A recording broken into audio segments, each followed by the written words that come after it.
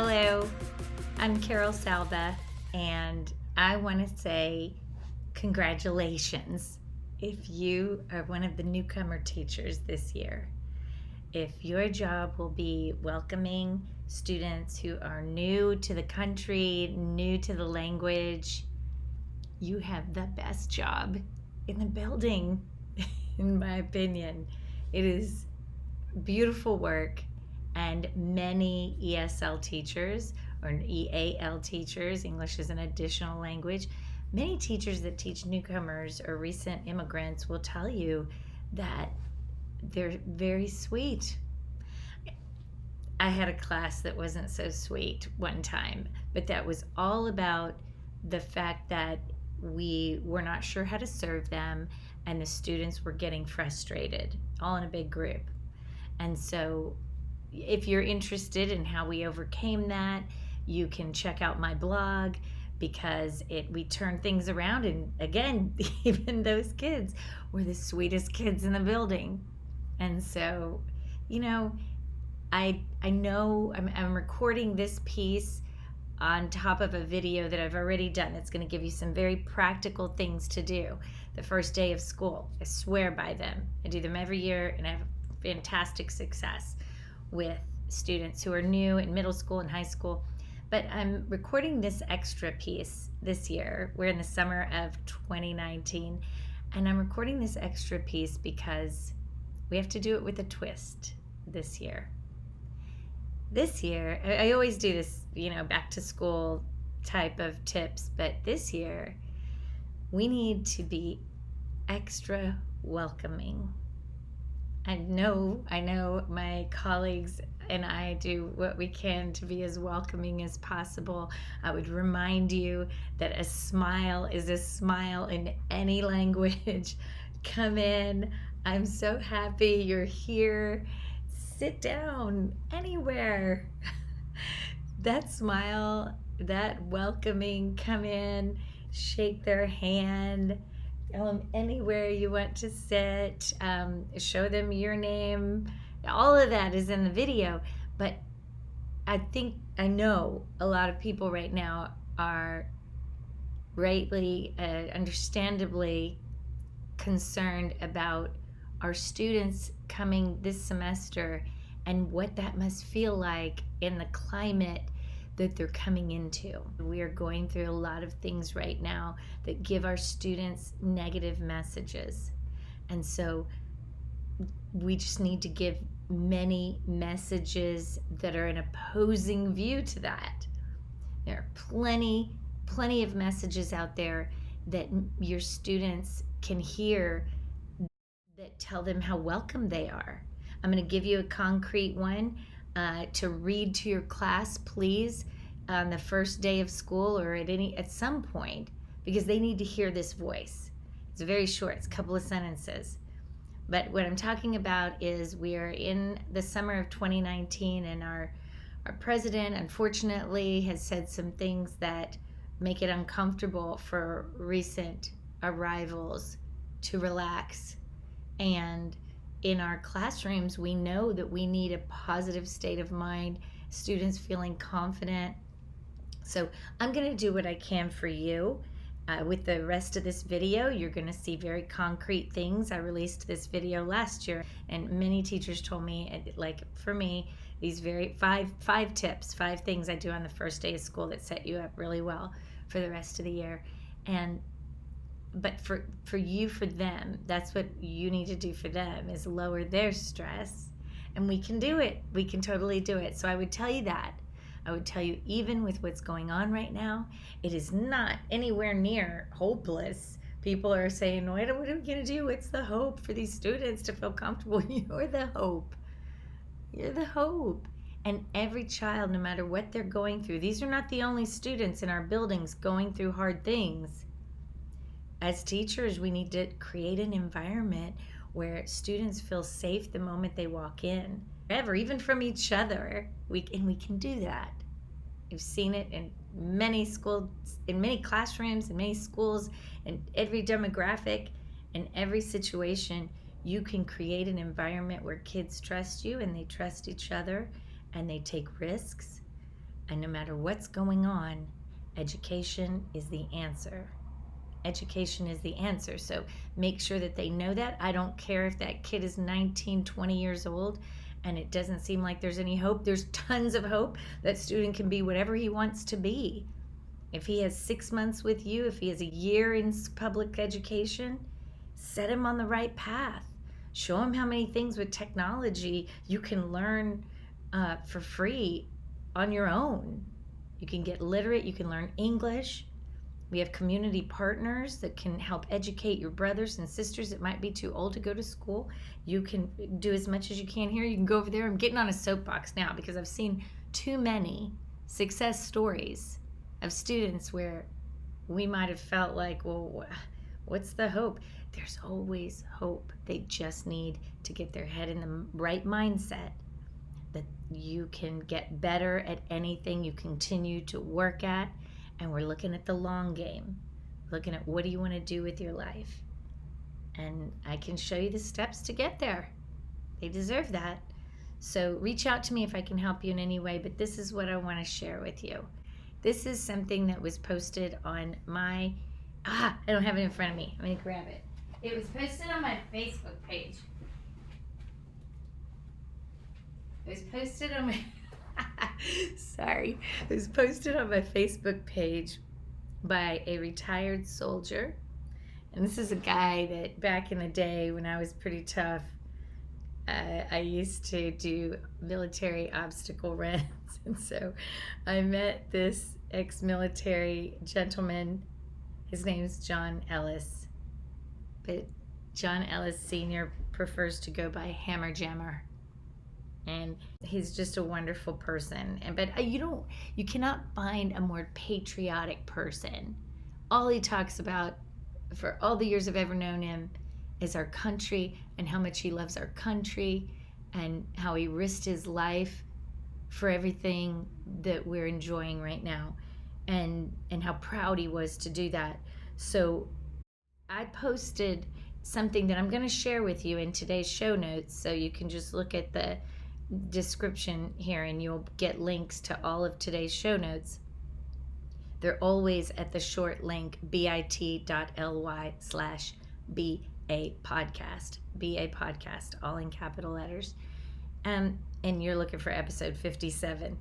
But Larry Ferlazzo published tons of resources of things that we can do as teachers to help our students to respond to this racist, like go back where you came from type of talk.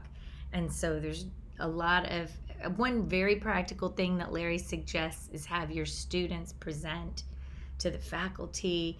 Imagine what your newcomers would feel like if they knew that that kind of thing was happening in their building. It's good for everybody. The second year students, you can start working with them now and they can present at your professional development and just give teachers a few tips on basic things like slowing down and using visuals and gestures and just telling them what it feels like to be a newcomer. The teachers love it. They always love hearing from your students once they gain English. So then this is the kind of thing that just builds community and builds,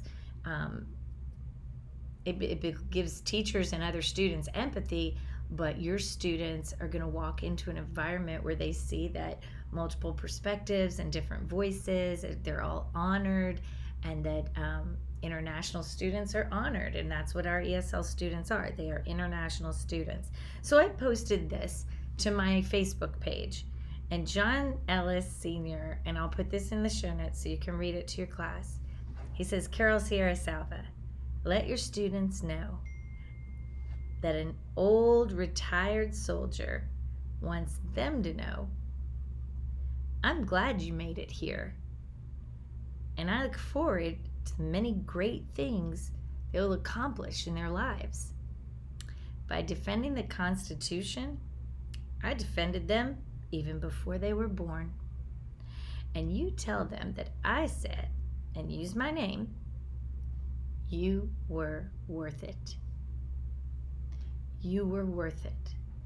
I know what he means by that. He means when he risked his life to fight for our country, when he put himself out there, and he could have been killed, you're worth it. You're worth that. And he's glad you're here, and he's excited about what you will become. Make sure they hear messages like that one. That one, John Ellis Sr., Hammer Jammer, saying, please let them know and use my name. I'm proud for people to know who's saying this, and I'm happy about it. And so let them know that.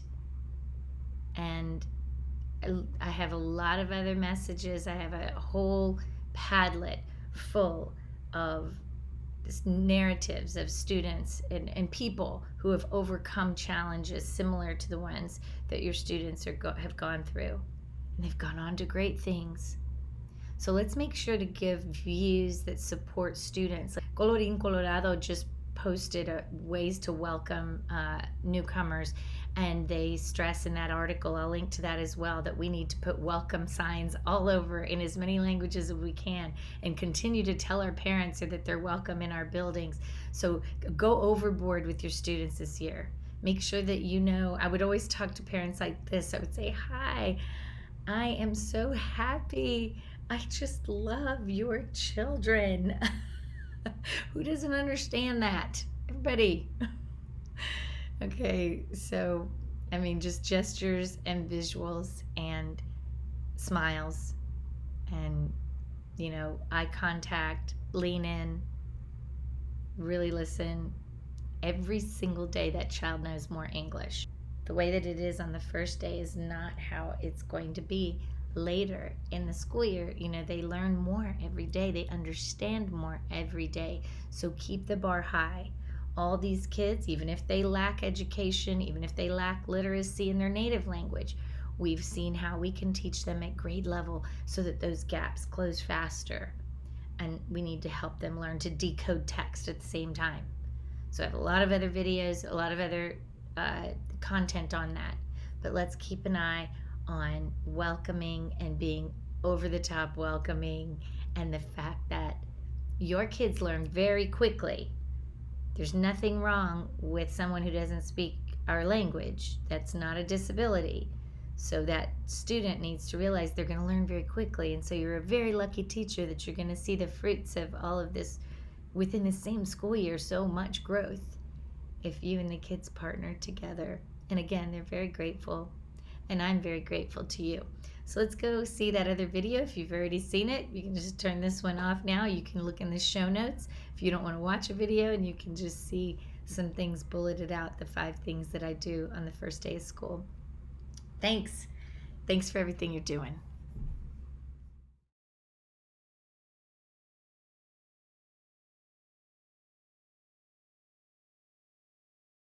Hey friends, this is Carol Salva, and I am here to tell you about how I set up my classroom for the first days of school. So this is a shout out to all teachers who are going to have a class with newcomers or intermediate students, especially the teachers who are going to be teaching our newest students who may not understand very much of the language that you're speaking on the first day of school. For the last few years, that's been my class. So a lot of times I've had other students in the class who do understand a bit more, but the class is there specifically for newcomers or recent arrivals. So this is the routine that I do. I've got 5 tips, 5 activities that I make sure that I do, and they pay dividends the whole year. But above all, before I even get into the activities, is the welcoming expression and mannerisms that I make sure to be expressing, and remember that they can't understand maybe everything you're saying without gestures and pointing and visuals. So we want to do as much of that as possible. Lots of smiling, lots of come in. It's so great to see you. I'm so happy that you're here. Make sure, Harry Wong says in his book, The First Days of School, that we really need to make sure that every student knows exactly what they're supposed to do the minute they walk into the classroom. That's whether they're kindergarten through higher education. It is stressful to the student, and we want to lower any stress as much as possible. So if you have assigned seats, they need to know that immediately. They need to know where they sit. They are very concerned with how they look to other kids, and you just don't want anybody feeling inadequate. So I don't care on the first day where they sit, so I make sure they know that. I'm smiling and sit here or sit here or sit here. I sit anywhere you want to sit. I make sure they know that I'm holding a name tent that I've made, a trifold name tent with my name on it, and I point to myself, Miss Salva. I usually have the word Mexico, my family, my mom, my dad are from Mexico, and I show them on the map.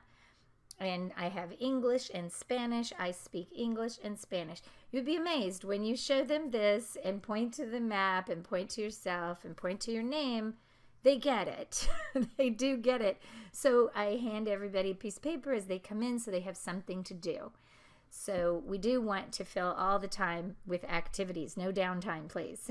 So we welcome kiddos in. And these are not even the big things that I would recommend. That's just how I welcome kids into the classroom. I definitely want everybody to have that name tent, because they're going to do activities with that. They're going to use that for their first structured conversation with a partner. And I'll talk about that at the end. So when they come in, I make sure that they have that piece of paper so they can start making a little name tent for themselves. And I am going to share a Kahoot that I made about myself. If you don't know about Kahoot, you can look elsewhere on my blog. I have tons of information about Kahoot, which is an online free multiple choice game that you can make it super easy to make the game. When you log into Kahoot.com and log in as a teacher, you can easily put questions and pick the answers and type it in very quickly. I usually only do like 6 questions because I want to play the game with them several times. The first time they're just going to guess. And this is actually what we're calling a selfie Kahoot. So it's about myself. The good folks over at Kahoot told me that when you join the company, you make a Kahoot about yourself, a selfie, and the rest of the employees play the game and try to learn about you. So they suggested I do that with my students, and it was a home run. So definitely, teachers, no matter what you teach, consider making a selfie Kahoot on the first day of school. And that leads right into my first activity for them. So we play the selfie Kahoot, but when I'm playing the Kahoot, you should know that it's very important for you to add visuals for your English learners. All year, every day, all the time, we want visuals for them as much as possible. So the questions, we're going to chorally read, how many children does Miss Salva have? She has 5 children, she has 4 children, she has 2 children, she has 47 children. But the image is there for them.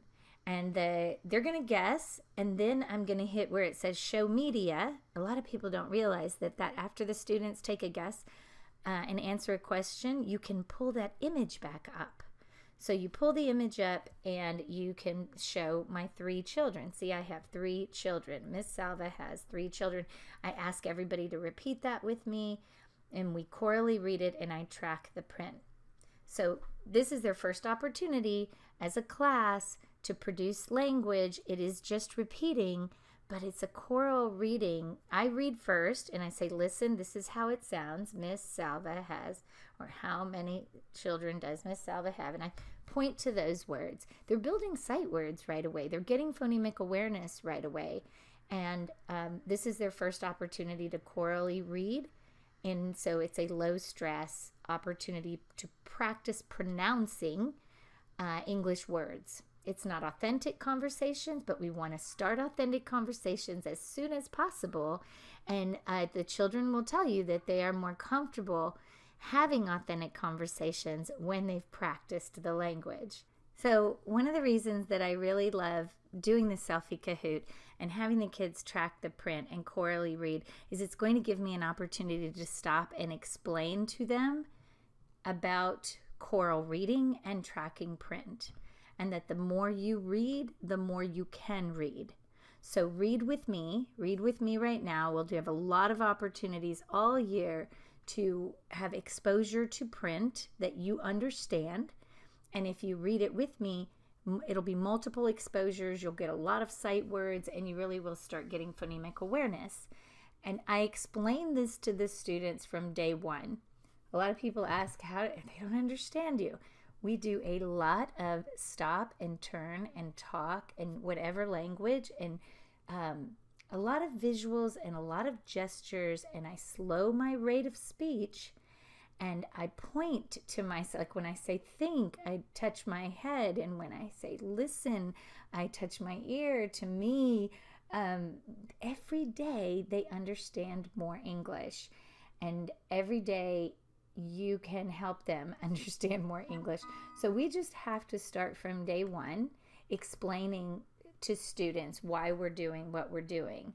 And we explain it with a smile, and we ask them to do it with us. And you know what? A percentage of your class will comprehend more than others. I mean, you just will. Whatever that amount is, some students are going to comprehend more than others.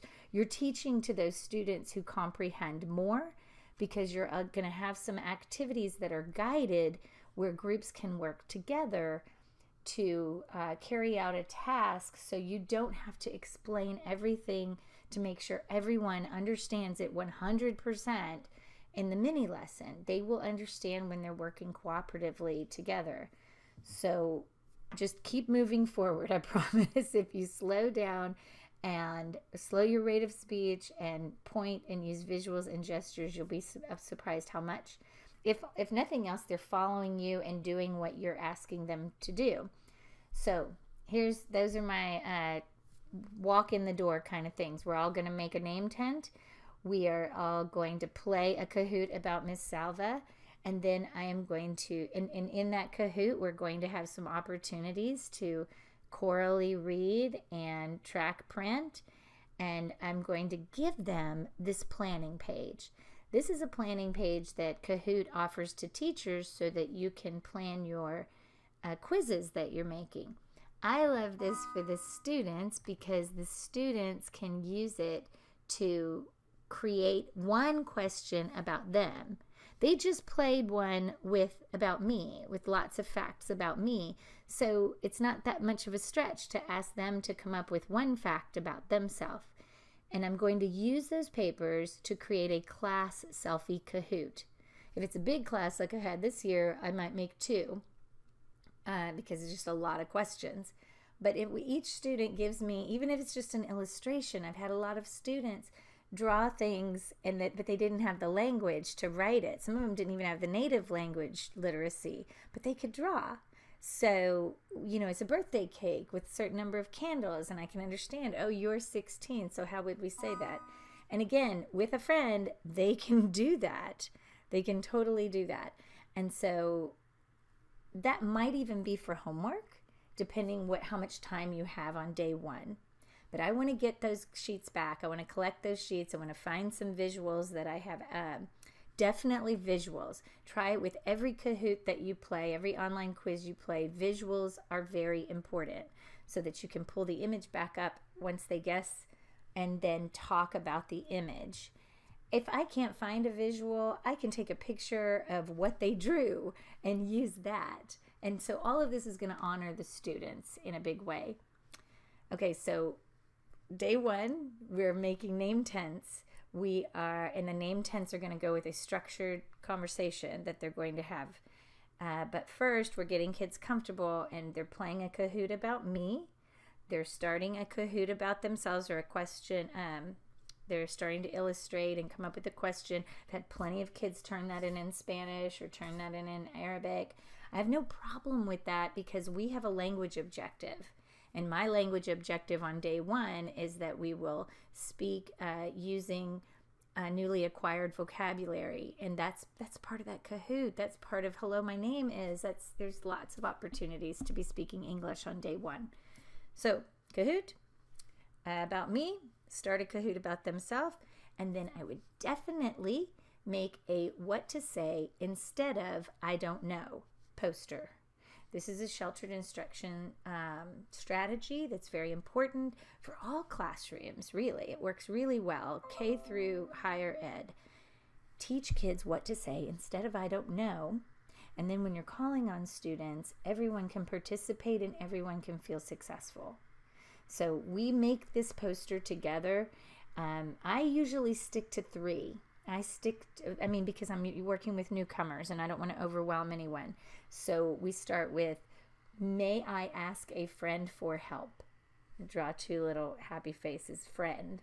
May I ask a friend for help? And we repeat that several times. And I write it and we track the print. So they've got that one. We also say, would you please repeat the question? So if I ask someone and you don't know, you can say, would you please repeat the question? I'm using gestures when I'm making it. I'm doing my hands like this. If you're watching the YouTube, in a repeating motion, in a rotation motion, would you repeat the question? But I'm also drawing the arrows that look like recycle, repeat the question. And they get it. Would you please repeat the question? The next one I use is, may I have some time? I point to my watch, to think, and I point to my head. May I have some time to think? And we practice that. I go with those 3. A lot of teachers have an I don't know or what to say instead of I don't know poster in their classrooms, and they have things like, where could I find more information about that? My class, it grows, we add more as they get comfortable with these 3 phrases.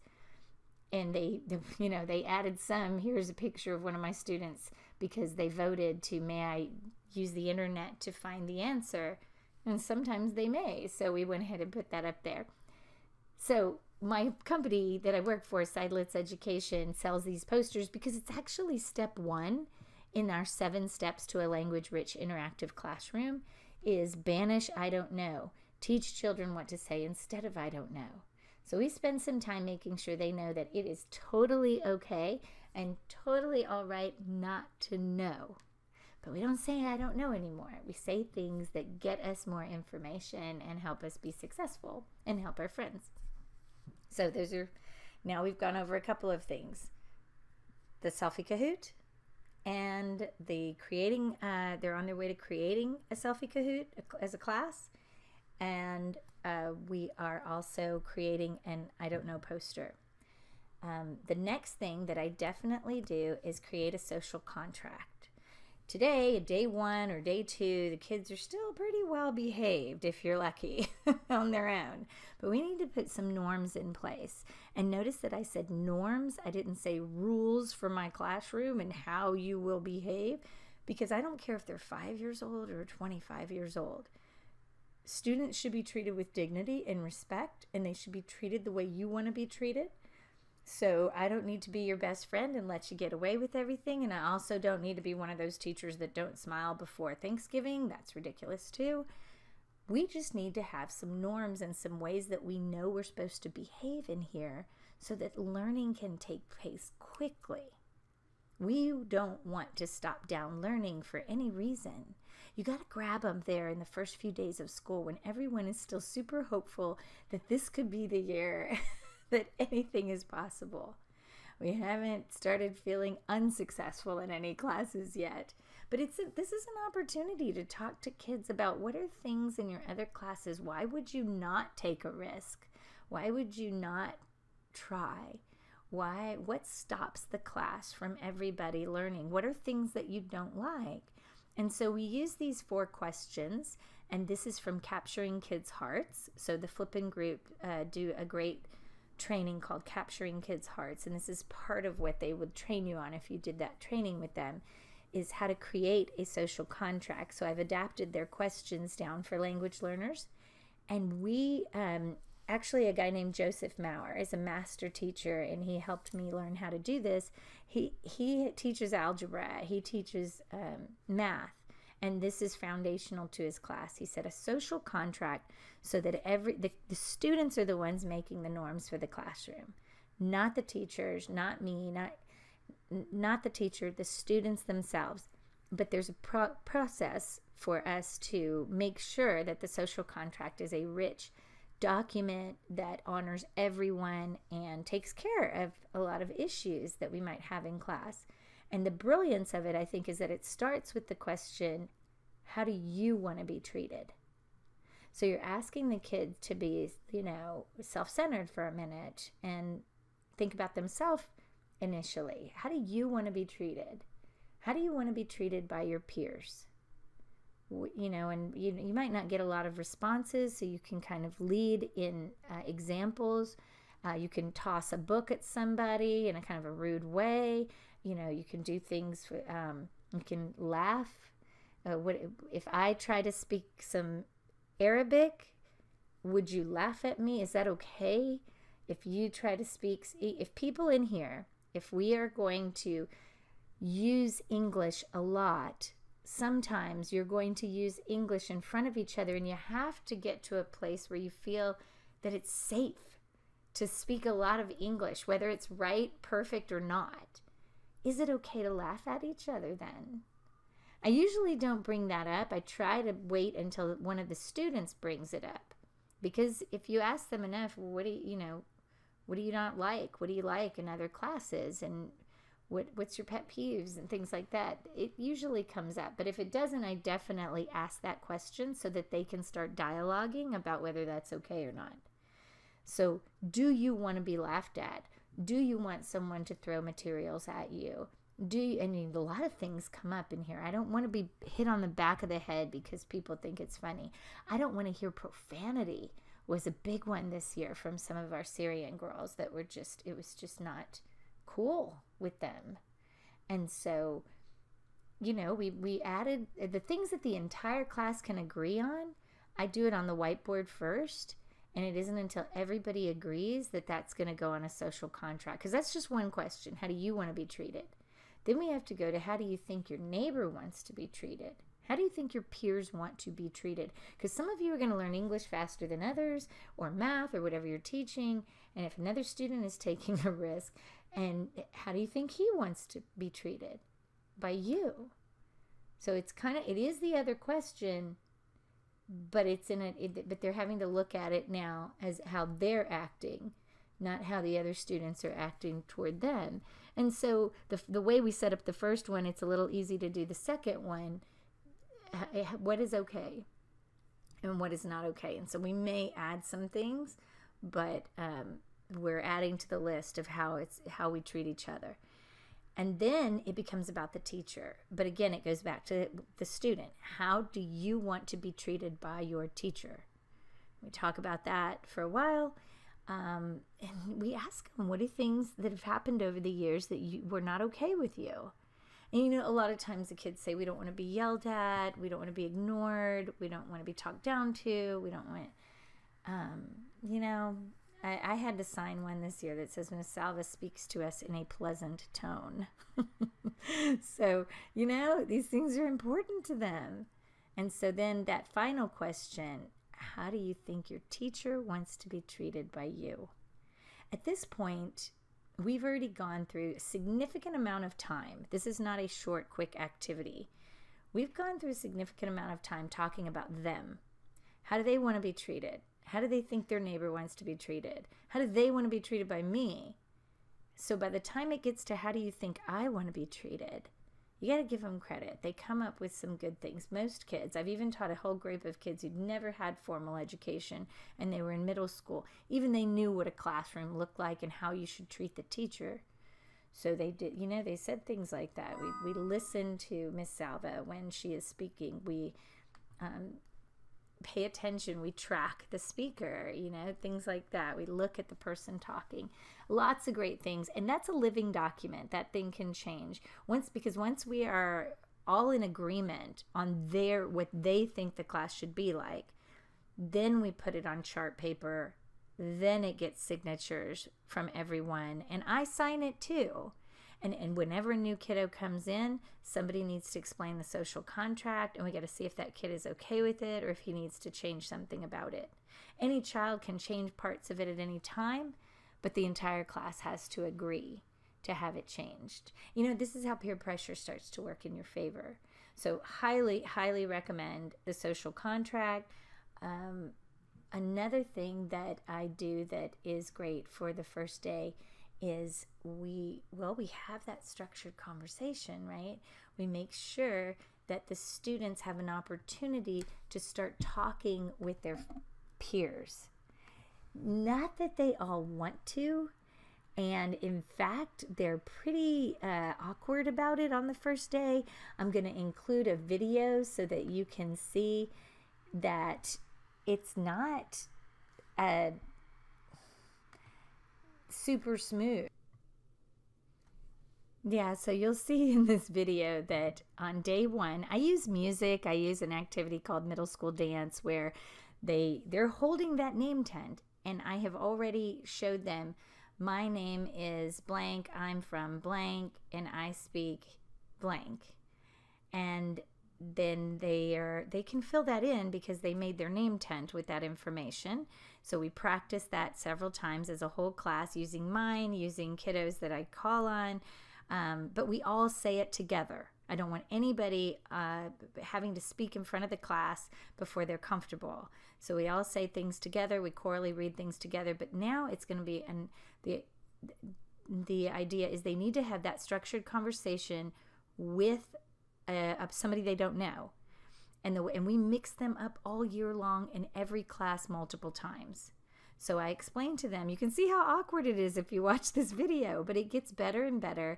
And so I'd love for you to see, parts of this video. I'm going to show a little snippet of this video at the first day, and then what it looks like just, a little bit later in the school year. It becomes such a beautiful thing. They are using the walls, they are using their classroom, they're all comfortable speaking with each other.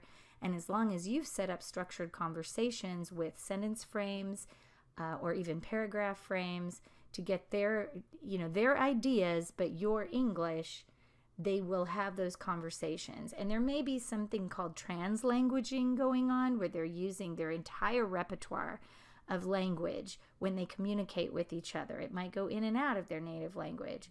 But every day we will speak more English. And every day we will have an English goal. We will have a language objective, and we'll meet that language objective every day so that their English keeps moving forward. But we don't want to lose their native language either. We want to not honor that native language in the classroom. So those are my top tips. Those are the things that I would absolutely, without question, make sure that we do as we start our school year. We need to create a safe space for students, and so we're going to do that. I don't know if you realize how many things, if you do these few activities, you've honored kids in more than one way. You've structured conversations. You've given them an opportunity to produce the target language. They realize that they are in a very supportive place. You've welcomed them in a positive way. You've shared about yourself. You've made sure they know you care about them and things, and you want to know about them and learn about them. And you've honored them as mature people who can set norms for a classroom. Again, with that social contract, it's not that they never break it. We go back to it and we remind, these are your rules, these aren't my rules, and it smooths itself out. It definitely works better than me imposing rules on them. And then, with the I Don't Know poster, everybody can participate. And actually, that's what helps them participate in other classes without you. It's because they have a way to interact and they have a way to get more information. All right, so I hope this has been helpful. If you want more tips, don't forget, you can order Boosting Achievement. It's under $10 online now if you want the Kindle version, or you can get the book, and we do have the book study that I'd be happy to go through with you. It's on my website. So reach out if you need anything. You can visit my blog. I'm at salvac.edublogs.org. Have a great school year. You rock.